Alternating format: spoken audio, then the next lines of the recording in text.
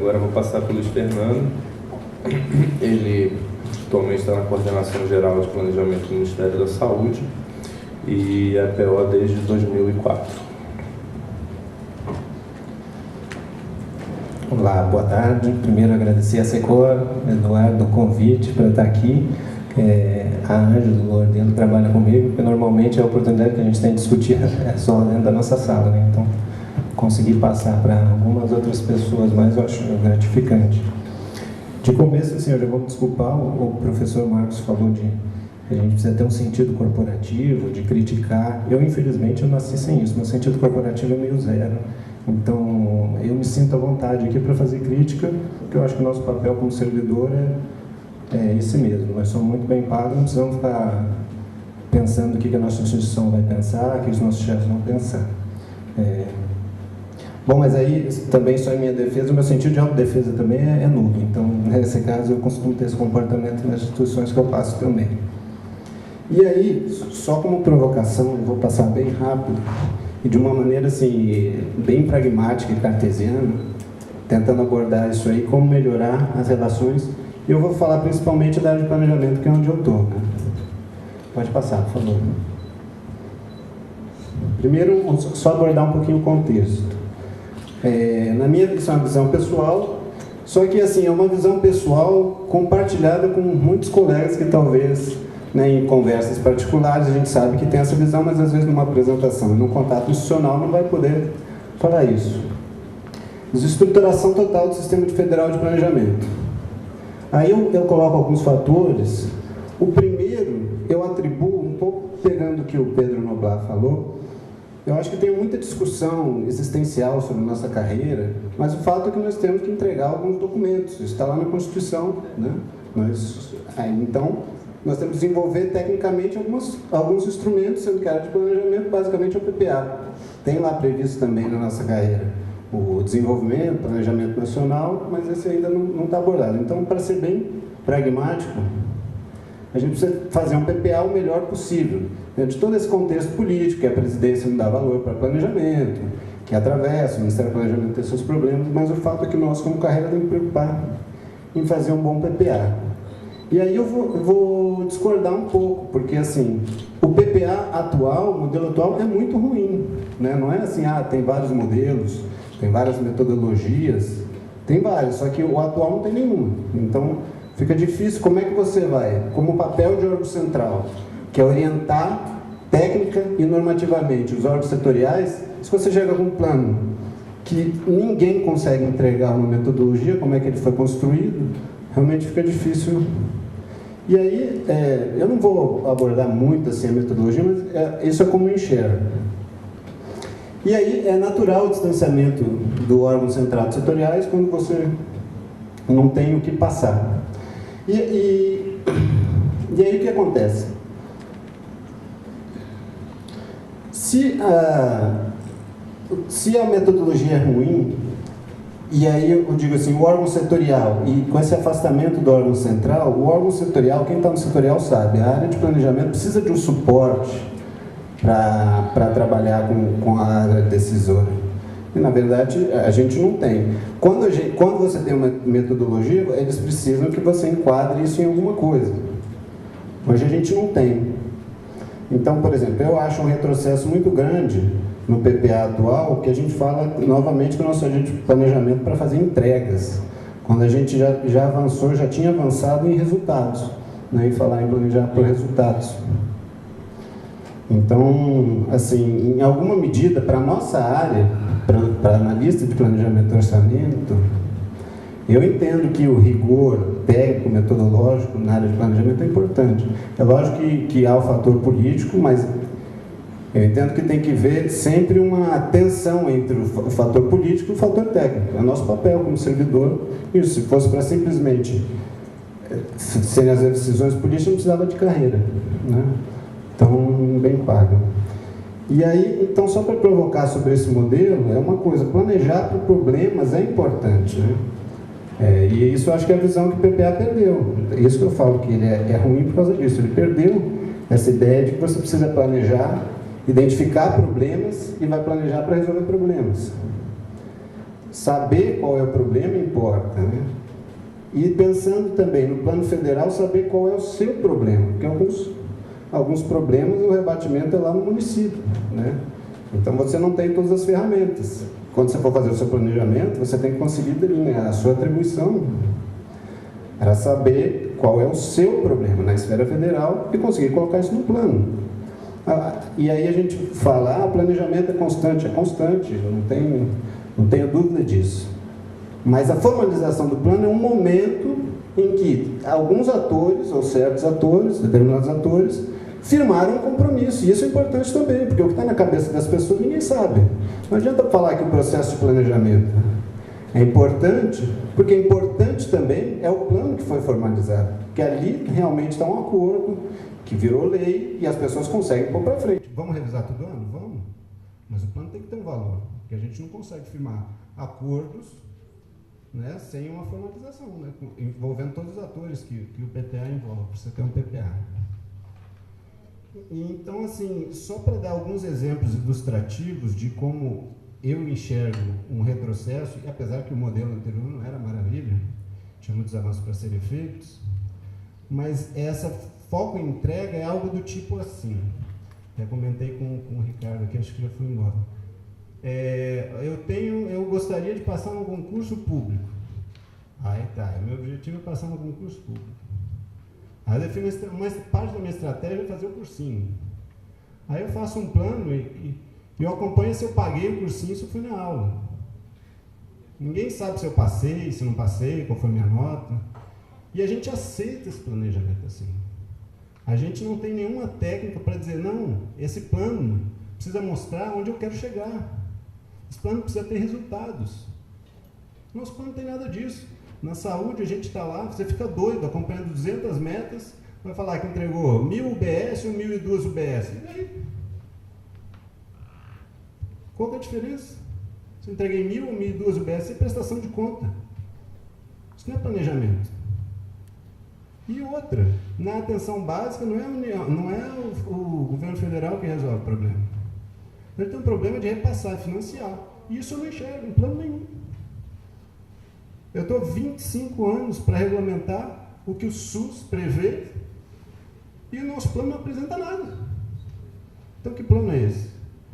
E eu acho que o PPA não avançou nada disso. O modelo anterior tentava, falava que era por resultado em algum momento, e a gente tinha uma pressão, sempre passava coisas políticas por cima, mas o retrocesso que eu digo é o seguinte, a gente tinha uma metodologia para se apoiar.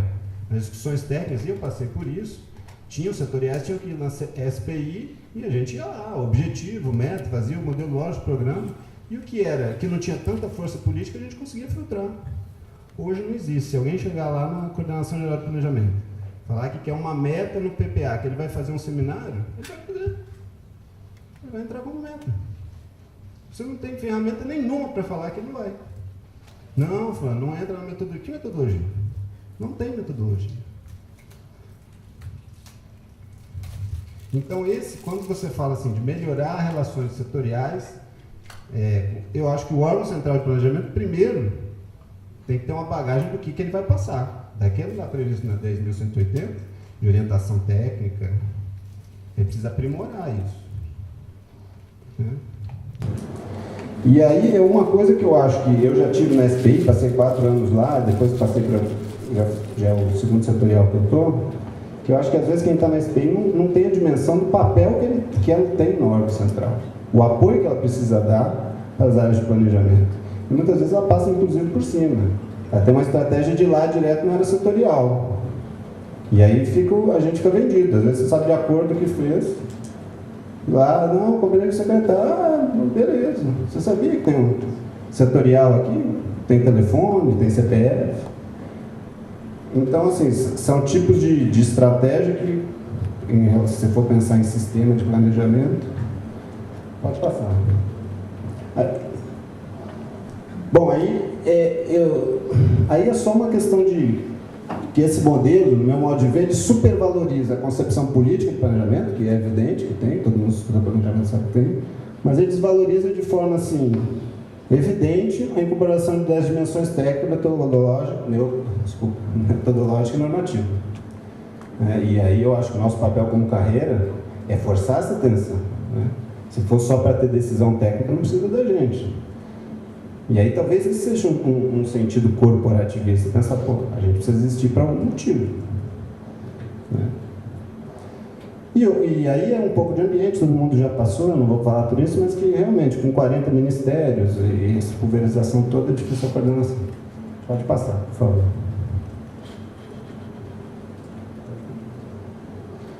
Aqui também é uma provocação, porque uma coisa que incomoda, eu acho que para que gente que está na área, é que você vai nos eventos e você vê a SPI falando, você está dizendo que fez o plano mais estratégico, que nunca se discutiu estratégia nos planos anteriores, que agora sim a gente fala com a sociedade, que assim, meu modo de ver, é uma grande bobagem. Se você pegar os PPAs anteriores, tinha discussão estratégica, nunca foi bem comunicada, isso é verdade como continua não sendo. Mas se você for pegar os itens, que seriam os itens gerenciáveis do plano, e for comparar com o modelo anterior, na verdade, esse se tornou mais estratégico, eu ainda estou para entender onde que ele ficou mais estratégico. Né? Hoje você criou 5 programas temáticos, 65 programas temáticos, que você poderia associar com função orçamentária. Na natureza que foi de agregação, você poderia associar com função... Mas não tinha função orçamentária, não era um atributo do plano anterior. Então, por isso eu não comparei. Mas aqui são comparáveis. Os programas tinham 204 programas finalísticos, Poder Executivo, passando para 491 objetivos. Então a variação aí aumentou 140%. Indicadores, eu tinha 576, passei para 753. E aí um problema de método também, que o plano ele é muito frágil conceitualmente, né? Até hoje eu estou para entender qual é a diferença de iniciativa para ação orçamentária, conceitualmente dizendo. A meta, quando fala que é a medida do alcance do objetivo, eu comparo com aquele índice perseguido de indicador, que eu tinha no plano anterior. Porque se é medida do alcance do objetivo, é onde eu vou chegar. E aí, então, se eu for comparar assim, eu passei de 576, que era aquele índice perseguido, né? Que era o índice a chegar no final do plano, que hoje eu também não tenho. Quer dizer, eu tenho um plano que não diz para onde eu vou, o que ele quer alcançar. Mal ele fala que ele vai entregar alguma coisa. Então, quando a gente fala de plano, pensando em resultados, e que a gente quer entregar, que a sociedade realmente está comovida, está quebrando tudo, quer entrega, quer bom serviço, quer resultado, nosso plano não acompanha isso. E se for comparar a ação finalística, que tinha lá no plano, discriminada, tinha uma regra de corte, que o PPA 2008-2011 fez, você vai comparar, eram 1.387 ações finalísticas, eu passei para 2.535 iniciativas. Então, eu ainda preciso que alguém me explique onde que ele ficou mais estratégico, eu não entendi. Pode ser falha minha, mas... Pode passar. Bom, então, algumas premissas, né? Porque você vai pensar em melhorar a relação no sistema. Primeiro, é reconhecer a existência e a relevância do Sistema Federal de Planejamento. Eu estou provocando aqui porque nós, os setoriais, nos sentimos abandonados pelo órgão central. Né? É muito difícil hoje você ver a SPI passar lá. Né? Quando a gente precisa de um suporte... Bom, reconhecer que é papel do órgão central, orientação normativa e supervisão técnica. E isso pressupõe que eles desenvolvam isso, que tem alguma técnica por trás disso. E reconhecer também a importância de planejamento e a formulação de plano. Não é porque plano virou lei, depois ficou difícil, a realidade não comporta, que realmente não comporta, que o plano não tem importância. Pode passar, por favor. Bom, aí, resgatando aquilo lá, então, como ele tem a necessidade, é a obrigação de desenvolver técnica e metodologicamente em planejamento, e tem, né? A gente está na área de planejamento, sabe que existem várias técnicas, e que a SPI precisa dar o suporte a isso para a gente. A gente também não tem como cada um ser autônomo e se especializar, isso tem que ser uma coisa sistematizada. A gente tem que ter maior conhecimento na área de planejamento. E valorizar o papel constitucional do PPA, que essa discussão que o plano não serve para nada, um pouco tem todo esse fator político, eu não vou ignorar, mas tem alguma coisa que está dentro da nossa alçada, está dentro da carreira, está dentro da formulação dos instrumentos. E é tentar fazer o melhor instrumento que está dentro da nossa governamentalidade.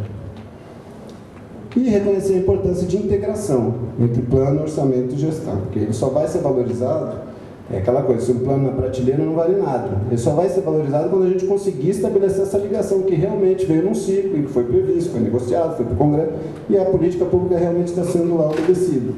E no que não é competência da União, ficar claro qual que é o papel que a União está desempenhando. Parar de fantasiar que a gente faz algumas coisas que a gente não faz. Né? E aí, para finalizar, então, eu coloco como desafios, considerando essa mesa, como melhorar, resgatar um suporte técnico metodológico de planejamento, né, que a gente volte a falar que tem alguma metodologia, alguma discussão técnica por trás disso, que é o que vai dar suporte para a gente. A gente falar que a discussão é só política, pode esquecer. Não existe carreira de planejamento e orçamento para só fazer o que o político mudou. Tem que ter alguma ciência atrás disso. Senão não precisa da gente. Acho que isso é tão evidente, é tão claro. Bom, redefinir um modelo de gestão do plano, porque esse plano não tem, né? Não tem responsáveis por nada, né? Não tem como você atribuir gestão. Você não tem responsável por meta, a responsável por objetivo é o Ministério, quer dizer, está tudo diluído.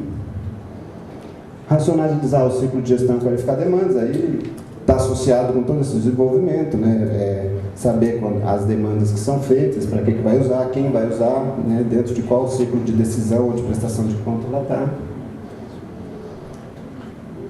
Aí sim, valorizar a interlocução com os setoriais de planejamento, porque acho que faz todo mundo parte do mesmo sistema, e eu não estou falando só de carreira, na área de planejamento mesmo. Você precisa ter uma interlocução boa com o órgão central, orientando os órgãos setoriais e fortalecendo os órgãos setoriais para que algumas coisas eles possam barrar lá, de que seja qualidade.